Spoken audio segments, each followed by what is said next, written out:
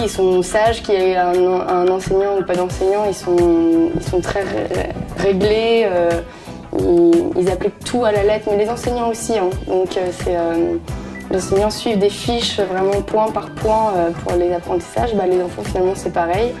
Voilà, c'est exécution, travail, il n'y a pas beaucoup de problèmes de comportement.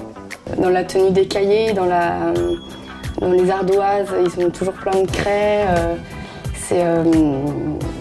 C'est différent, mais en récréation, par contre, on retrouve les mêmes jeux. Mais voilà, au niveau des classes aussi, en fond, c'est vrai qu'il y a peu de décoration, alors que dans les écoles françaises, il y a des thèmes, il y a les anniversaires, il y a beaucoup de décors. Là, il n'y en a pas beaucoup. Et au niveau des livres aussi, il y en a peu dans les classes. Voilà, sur la forme. Mais finalement, ils viennent tous, je pense, en courant. Ils sont plus motivés qu'en France. Ah oui, parce qu'ils reviennent les après-midi alors que c'est pas obligatoire.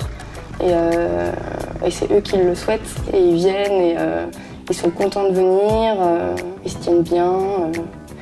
Et puis même entre les enfants, parce que finalement ils sont tous un peu, ils vivent dans le même village. Moi j'ai pas trop compris les histoires de fratrie, cousins. Ils sont tous de la même famille, ils s'entraident beaucoup. Les petites sections sont avec les grands, tout le monde est mélangé, tout le monde se connaît. Il y a des groupes d'amis, mais ça change en fonction des jours. C'est vraiment un partage même entre eux. Les parents, ils viennent pas les chercher, c'est les grands frères ou grandes sœurs qui ramènent, ou alors c'est le copain du grand frère. Ils rentrent tout seuls, ils viennent tout seuls, et ils se donnent tous les mains, ils dansent très facilement.